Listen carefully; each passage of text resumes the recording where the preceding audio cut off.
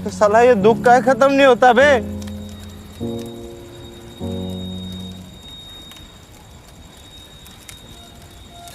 तो दोस्तों लाइफ में आप जब भी लो फील करते हो ना, तो उससे बाहर कैसे निकलना है आज वीडियो में मैं बताऊंगा। और मैं ये कोई देखा हुआ ज्ञान नहीं देने वाला आप लोग को, आपके दिमाग में कुछ ठूसने नहीं वाला। आज की वीडियो एकदम रॉ होने वाली है, रॉ यानी टोटली रॉ। इस वीडियो में मैं मेरा एक्सपीरियंस शेयर करने वाला हूँ। तो समझो आप लाइफ में लो फील कर रहे हो तो उसके कोई भी रीज़न हो सकते हैं।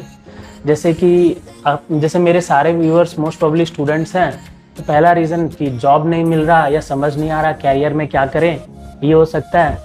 एंड दूसरी चीज़, आप यंग हो आप सभी, तो ब्रेकअप ये भी हो सकता है। और तीसरी चीज़ फैमिली इशू भी हो सकता है। काफ़ी चीज़ें हो सकती हैं जिसकी वजह से आप लाइफ में लो फील कर रहे हो। तो मेरा एक एक्सपीरियंस शेयर कर रहा हूँ जो मैंने कैरियर के रिगार्डिंग लो फील किया वो वाला। तो 2018-19 की बात है कि मेरी पढ़ाई पूरी हुई और मेरी पढ़ाई अच्छे खासे केटीओ के साथ हुई दोस्तों। केटी बैकलॉग सब मिले मुझे, ठीक है। मतलब मैंने केटी छोड़ी नहीं किसी भी सेम में। शायद ही कोई ऐसा सेमेस्टर होगा जिसमें मेरी मतलब बैकलॉग या केटी ना लगी हो, ठीक है।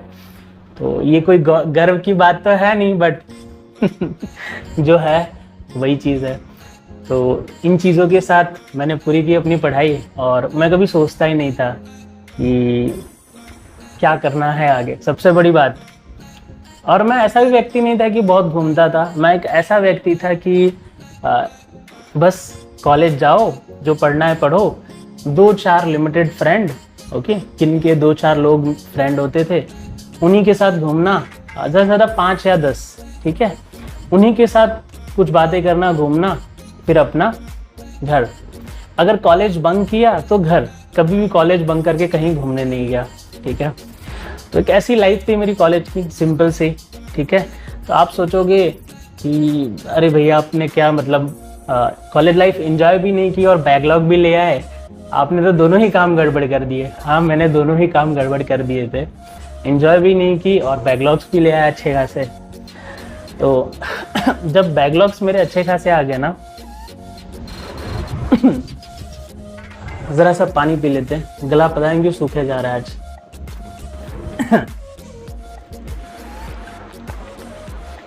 ये सामने प्रतीक भैया बैठे हैं, आप लोगों के भूत जैसे देख रहे हैं मुझे।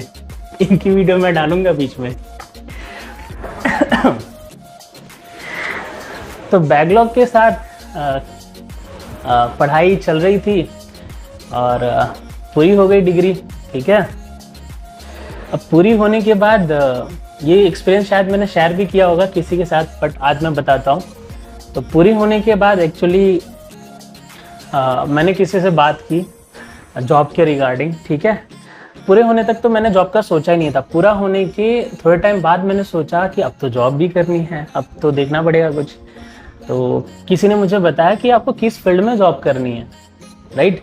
मैकेनिकल की बात तो आप बहुत कुछ कर सकते हो, और जिसको नहीं पता तो मैंने मैकेनिकल से ग्रेजुएशन किया था। एंड यहाँ पे पारुल एक कॉलेज है, मैं रहता हूँ वडोदरा गुजरात में। जो गुजरात में रहते होंगे उन्हें पारुल पता ही होगा, ठीक है।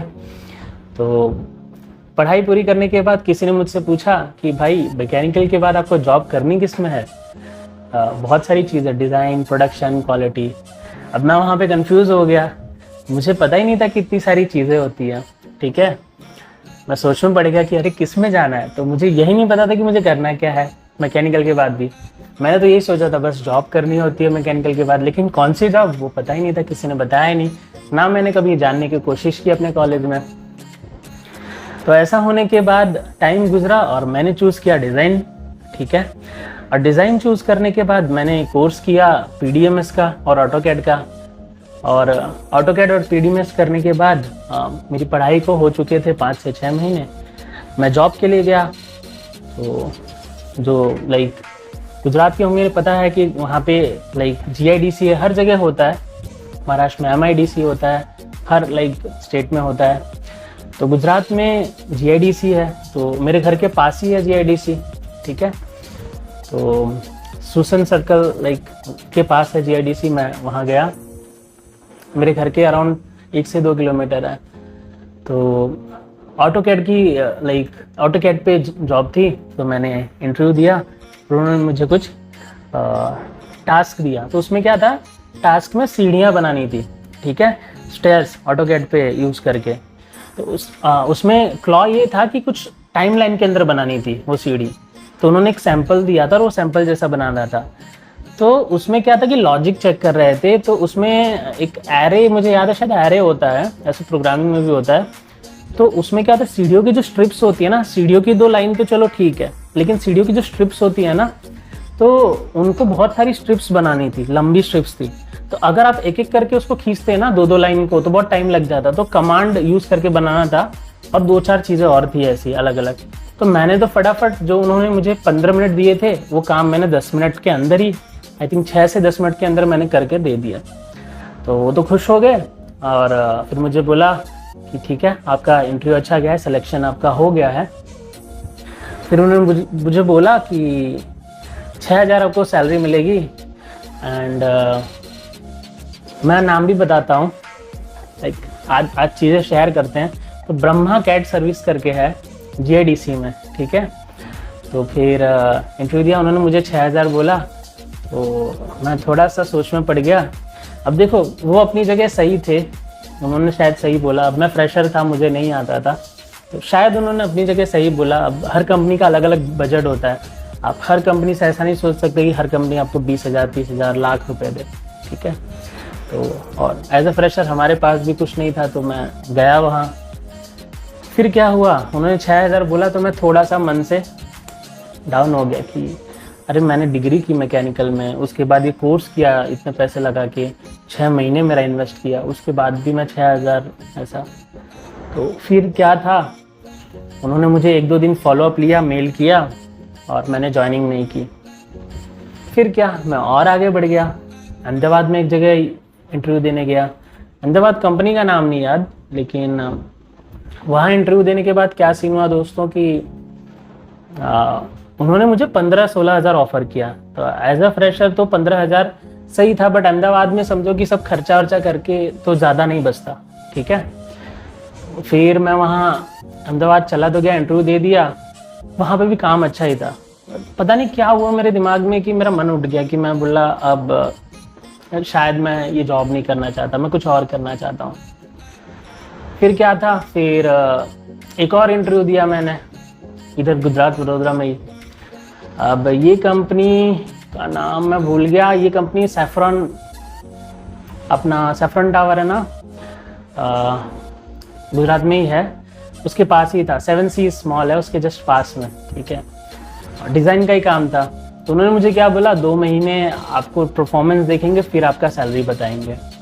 तो मैं खुश हो गया, चलो, मैं बोला काम मिला, अब देखते हैं आगे क्या करना है। और ऑफिस में बैठ के करना था, AC ऑफिस था, आराम से बैठ के मुझे बस डिज़ाइन करना था। बट मैंने थोड़ा टाइम किया। फिर मेरे जो कलीग्स थे ना, जो मेरे साथ थे, जो वहाँ पे जॉब कर रहे थे, तो उन्होंने बोला कि हमें तो कुछ नहीं आता था, फिर भी लाइक हमें सैलरी और वो सब दे रहे हैं, तुम्हें तो सब आता है, तो तुम्हें तो उनसे सैलरी का पूछना चाहिए। और तुमको तो ऑटोकैड में ड्राफ्टमैन का काम दे दिया है, तुमको तो PDMS पे करना चाहिए। तो मैं थोड़ा सा डीमोटिवेट हो गया दोस्तों वहाँ पे, ठीक है। मैंने सोचा कि यार मुझे मतलब सही में इन लोगों ने सैलरी भी नहीं बताई कि 2 महीने बाद भी क्या करेंगे कि नहीं। 2 महीने तो मुझे ऐसा बोल दिया ट्रेनिंग पीरियड है। फिर और मुझे ऑटोकैड पे काम दे रहा है। मैंने ये नहीं सोचा कि वो धीरे धीरे देंगे, बट वो कलीग्स ने मुझे बोला ना जो वहाँ पे कर रहे थे, तो मैं डीमोटिवेट हो गया और मैंने फिर वो भी 1 हफ्ते बाद छोड़ दिया। और उसी दौरान दोस्तों है ना, मैं जब जॉब ढूंढ रहा था ना, इस बीच एक एक्सपीरियंस बताता हूँ। मेरे लिगामेंट में इंजरी हो गई थी, मैंने शायद किसी पहले वीडियो में बताया था।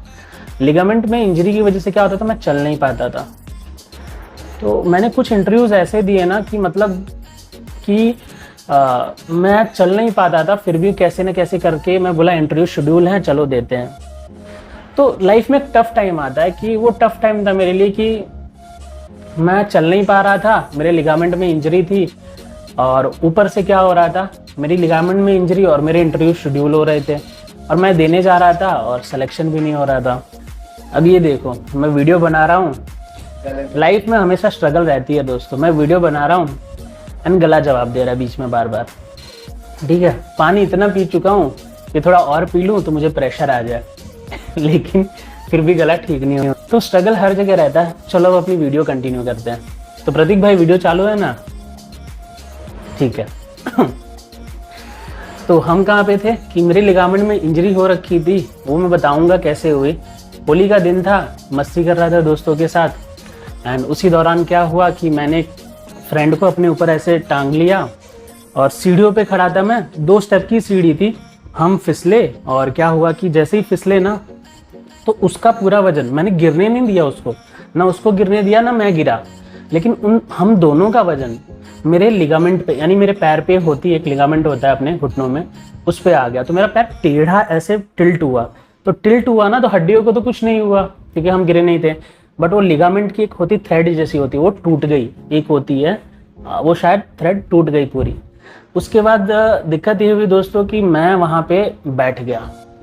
अब मैं आधे 1 घंटे के लिए बैठ गया। अब देखो ज़िंदगी में कैसा टाइम होता है, मैं 1 घंटे के लिए बैठा हूँ, मेरे कुछ फ्रेंड्स ने तो पी रखी थी तो मज़े में थे, और कुछ फ्रेंड जिन्होंने नहीं पी रखी थी वो भी अपने मज़े कर रहे थे। होली का दिन था और मैं शांति से दुनिया को देख रहा हूँ। ऐसा लग रहा था कि मेरी दुनिया रुक गई है उससे। आधे 1 घंटे के लिए ऐसा लगा कि पूरी दुनिया स्पीड में चल रही है, कि मेरी दुनिया वहाँ पे रुक गई क्योंकि मैं मेरे पैरों पे खड़ा नहीं हो पा रहा था। और सब अपना कर रहे हैं, सबको ऐसा लग रहा है नॉर्मल सी बात है, मेरे पैर में कुछ ऐसे ही कुछ होता है, मस्ती मजाक में ऐसे हुआ है। तो मैं आधे 1 घंटे बैठा रहा, आधे 1 घंटे बाद उठा ना, उसके बाद भी मुझसे उठा ही नहीं जा रहा था। और फिर मैंने, एक मेरा फ्रेंड है, मेरे मित्र हैं अनमोल करके, अनमोल को बोला कि भाई कहीं हॉस्पिटल ले चल, तेरे भाई की चलने की हालत नहीं है अभी। तो अनमोल मुझे हॉस्पिटल लेके गए, बट होली का दिन था, मोस्ट प्रॉब्ली सारे हॉस्पिटल्स बंद थे, ठीक है, आसपास के। मैं बोला एक काम कर, मुझे घर छोड़ दे। अनमोल मुझे घर लेके आ गए और जैसा कि मैंने बताया, जो मेरे लेफ़्ट लेग में इंजरी हुई थी, तो लेफ़्ट लेग में ज़मीन पे रख ही नहीं पा रहा था। तो मैं गाड़ी से उतरा और जंप करते करते एक पैर से कूदते कूदते घर में गया और सीधा बाथरूम में नहाने चला गया क्योंकि काफ़ी कलर लगा हुआ था। तो नहाने लगा तो पापा पूछे कि तू ऐसे क्यों जा रहा है, तो मैं कुछ बोला नहीं। फिर नहा के निकला, फिर पापा को मैंने बताया कि ऐसा ऐसा हुआ। फिर घर पे थोड़ा सा माहौल गर्म हो गया कि बेटा कारनामे करके आए हैं। एंड तो कारनामा हो चुका था। अब मैं चल नहीं पा रहा था, लेफ्ट लेग में ज़मीन पे रख ही नहीं पा रहा था। अगर मैं रखता तो मुझे ऐसा फील होता है कि वो घुटना है ना उतर जाएगा, ऐसा लगता कि मैं अभी गिर जाऊंगा, वो लेफ्ट लेग उतर जाएगा ऊपर नीचे। तो ऐसा सीन होने के बाद फिर उसी दौरान मेरे इंटरव्यूज भी शेड्यूल थे। एक इंटरव्यू देने गया तो बाइक देने जा रहा था जब पहला इंटरव्यू, तो बाइक जैसे ही निकाली ना तो लेफ्ट लेग ज़मीन पे रखा तो ऐसा झटका लगा ना कि मैंने बाइक पार्क की घर पे और फिर जाके लेट गया। फिर मैंने बोला फ्रेंड्स को फ़ोन किया उस वक्त कि मैंने सोचा किसी को पूछ लेता हूँ कि मुझे इंटरव्यू देने जाना है या ऐसे, तो किसी को कोई फ्री हो तो जो मुझे छोड़ दे, मैं इंटरव्यू दे आऊँ। तो मैंने फ्रेंड्स को फ़ोन किया, तो मैंने ये नहीं बोला कि भाई मेरे को पैर में ऐसा प्रॉब्लम है और ऐसा ऐसा है, मैंने सिर्फ पूछा कि भाई अवेलेबल है, थोड़ा सा काम था। तो जितने भी फ्रेंड्स थे मोस्ट प्रॉब्ली वो सब कहीं ना कहीं बिजी थे। एंड सीधी सी बात है, सबकी लाइफ है, सब अपने प्रायोरिटी में बिजी रहते। तो मैंने किसी को बताया नहीं कि मुझे ज़रूरत है, मैंने सिर्फ पहले उनसे पूछा कि अवेलेबल है कि नहीं। वो अवेलेबल होंगे कि तब उन्हें पूछूंगा कि हाँ मुझे जाना है बाहर कहीं और मैं खुद नहीं जा सकता, इसलिए मुझे किसी के हेल्प की ज़रूरत पड़ेगी, ले जाने में भी और शायद अगर सीढ़ियाँ हैं तो वो चढ़ने में भी। तो फाइनली उस दिन देखो लाइफ में ऐसा भी टाइम होता है कि आपके कितने भी फ्रेंड्स हों, एक टाइम ऐसा होता है कि आप अकेले हो जाते हो लाखों की भीड़ में। ये दुनिया में करोड़ों लोग हैं, लाखों नहीं, लेकिन करोड़ों में आप जब ऐसा देखते हो ना तो आप अकेला फील करते हो। वो उस दिन मैंने देखा 2 वक्त, जब मेरे पैर में लगा और दूसरी वक्त जब मुझे इंटरव्यू देने जाना था। तो फ्रेंड्स, और मैंने जैसा बताया कि मैं गिने चुने फ्रेंड ही रखता हूँ जिनको मैं पूछता हूँ कोई भी काम होने पे। वैसे तो मैं किसी को कुछ पूछता ही नहीं हूँ, कभी भी काम कुछ भी पड़े तो मैं ट्राई करता हूँ कि मैं कोई भी काम खुद से करूँ, फिर किसी से कुछ हेल्प लूँ। बट उस दिन कोई नहीं मिला और फाइनली पापा ने मुझे छोड़ने गए, इंटरव्यू तक लेके गए और वो इंटरव्यू मैंने दिया। बहरहाल इंटरव्यू मैंने दिया तो, और इंटरव्यू में भी सीन कैसा हुआ, बड़ी कंपनी थी, मैं खुश हो गया कि डिज़ाइन में मुझे इतनी बड़ी कंपनी में मेरे को वो मिल रहा है।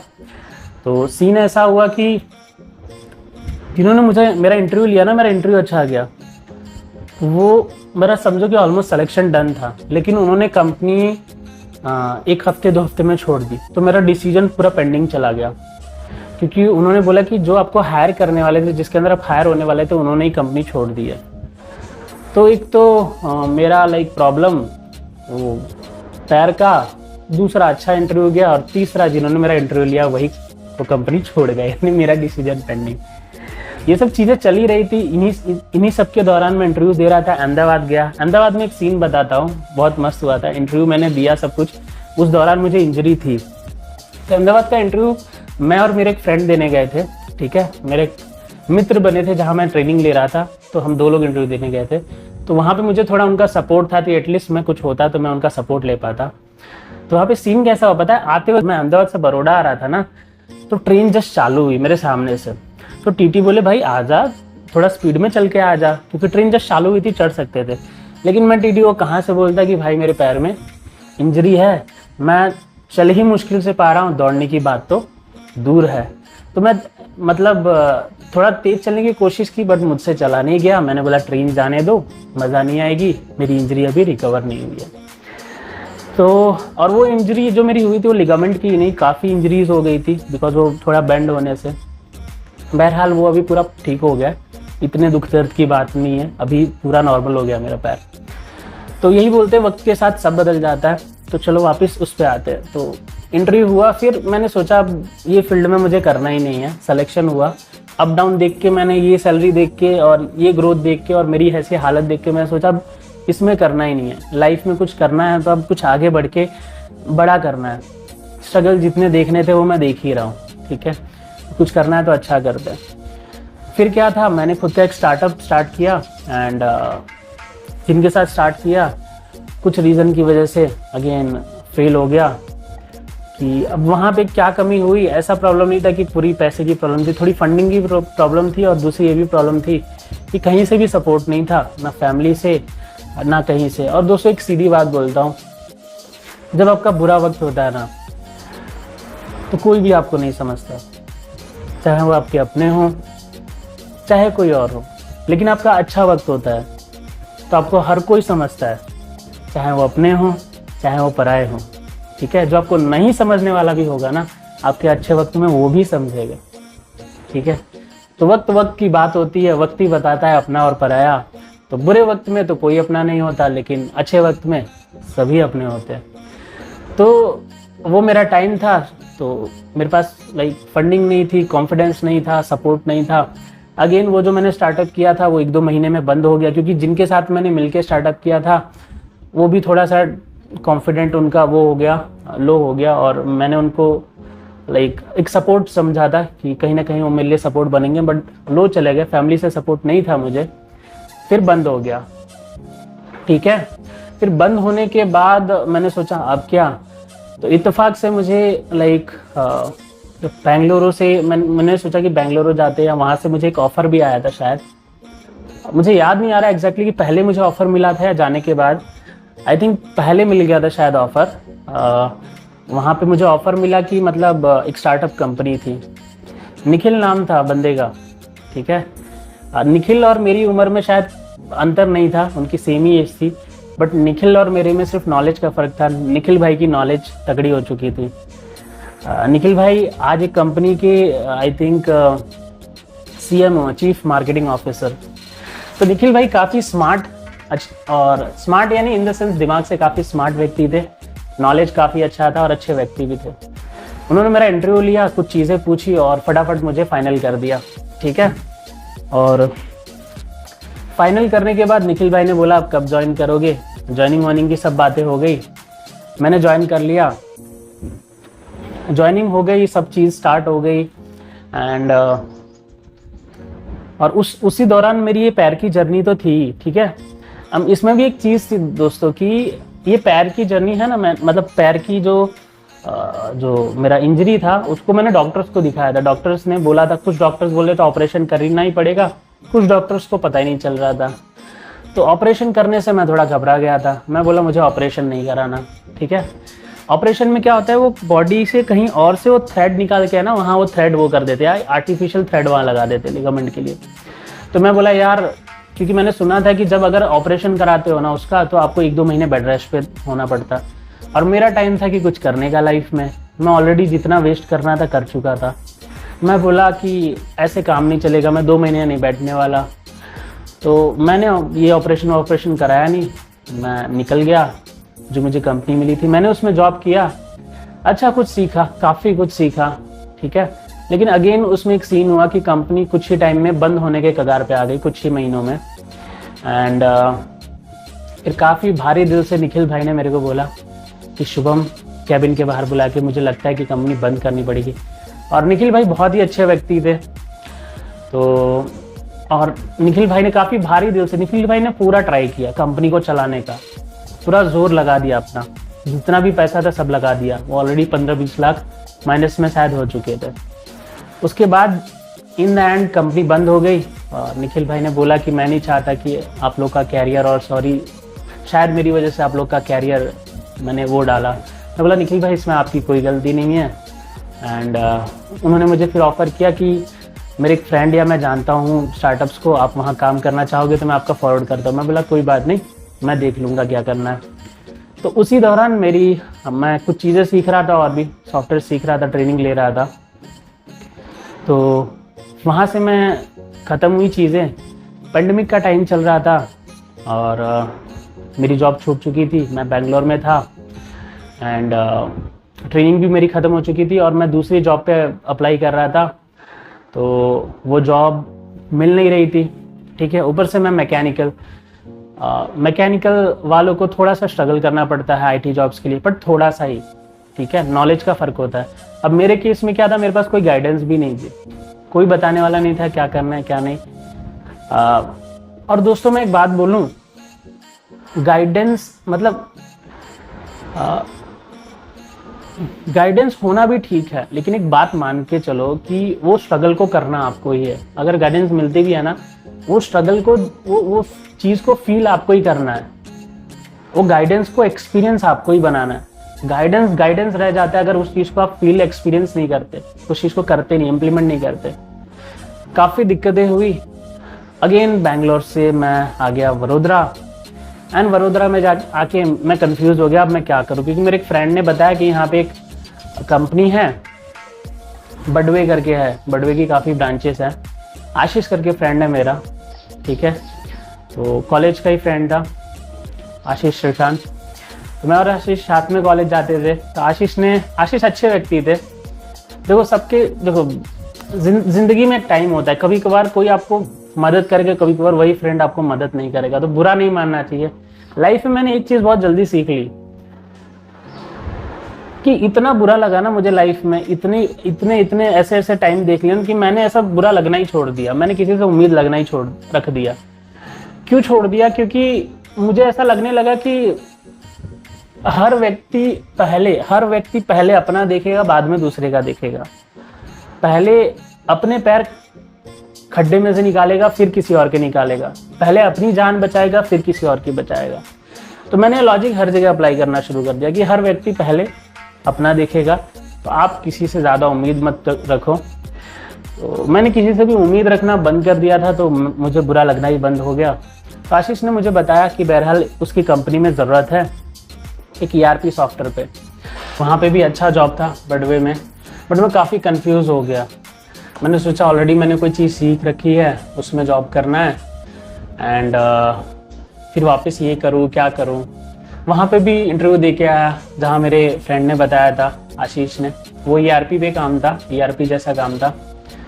वहाँ पे इंटरव्यू दे के आया, तो जो मैनेजर थे काफ़ी अच्छे थे, उन्होंने मुझे सीधा ही बोल दिया 13-14 घंटे का काम है, 14-15 घंटे का काम है, कर पाओगे?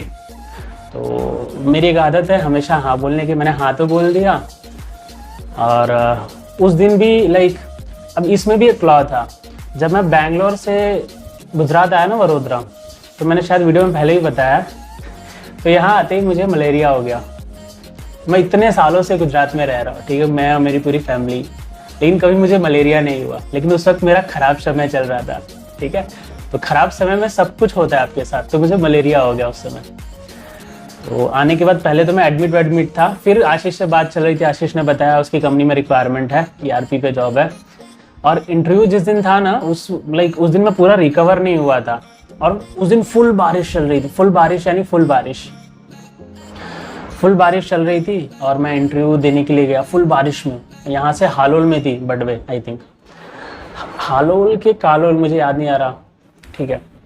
तो वहाँ मैं गया इंटरव्यू देने, एंड आई थिंक ईजिली काफ़ी दूर था, बारिश फुल।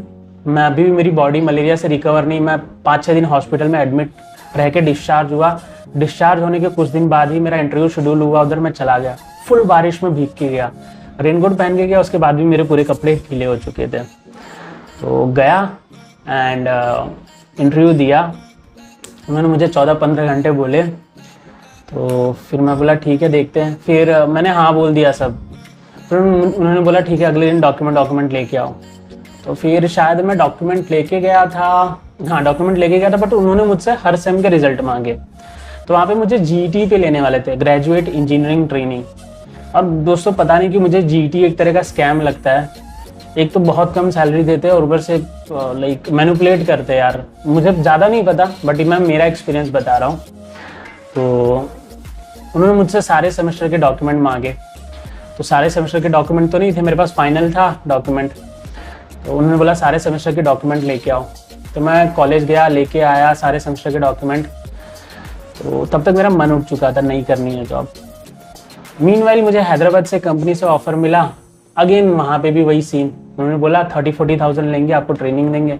मैं बोला मैं तो ऑलरेडी ट्रेंड हूँ जिस चीज़ में, जिस टेक्नोलॉजी में मुझे वहाँ पे जॉब करना था।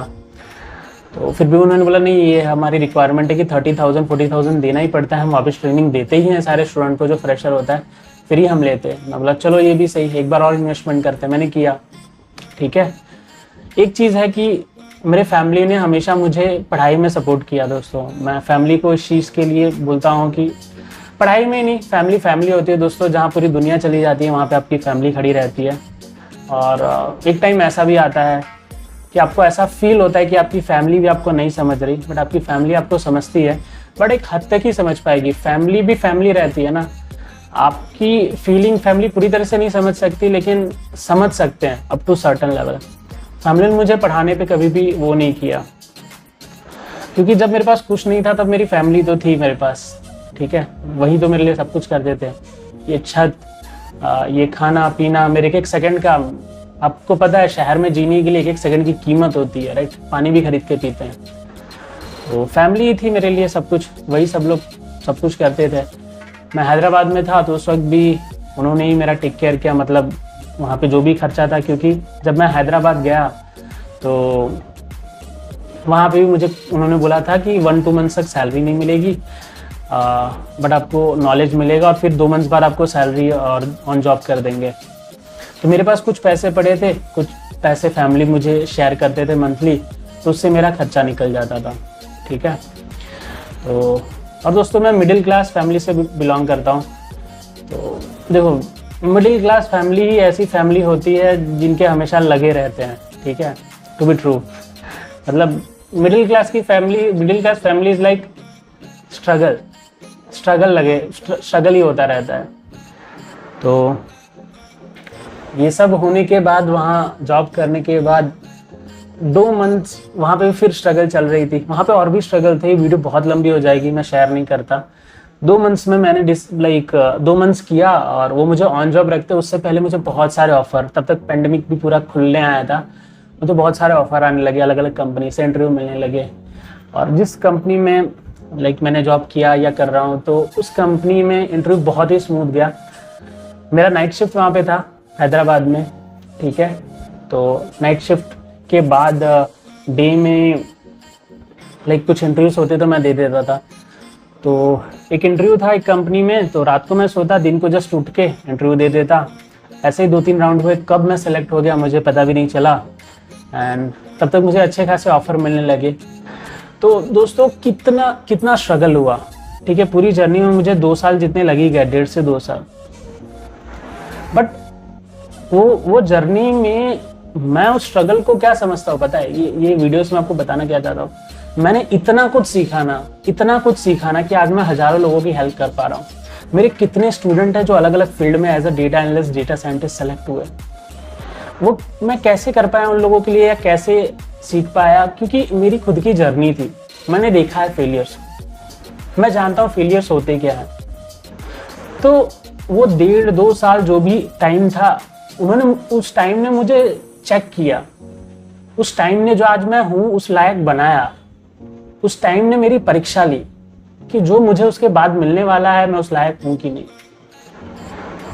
तो मैंने इतना स्ट्रगल किया। मैंने अभी देखे मेरे स्टूडेंट्स को, अपने वीडियो में देखा होगा, 5 LPA 8 LPA, 2 स्टूडेंट्स को 8+ LPA का ऑफर मिला। एंड उनकी जर्नी कितने मंथ्स में, 3-4 या 5-6 मंथ्स में तो उनका सब कुछ हो गया। ट्रेनिंग भी, क्योंकि मैंने खुद ट्रेनिंग दी थी, ट्रेनिंग भी और प्लेसमेंट भी। ट्रेनिंग, प्लेसमेंट और आपको 3, 4, 5, 6 LPA, वो भी ट्रेंडिंग डोमेन। डेटा साइंस में मिले तो आपको लाइफ में चाहिए क्या। लेकिन मैंने खुद ने कितना स्ट्रगल किया वो सोचो। तो मैं ऐसा नहीं बोलता स्ट्रगल सबका होता है, बट ये एक्सपीरियंस है। मैं उन लोगों के लिए बता रहा हूँ जो जॉब हंट कर रहे हैं ना, और आप लोग को इतना आसान लगता है ना, ये जो ट्रेनिंग इंस्टीट्यूट बोल देते हैं आपको फेक दे देंगे, आपको प्रॉमिस कर देंगे, आपको जॉब लगवा देंगे, अरे 100% प्लेसमेंट।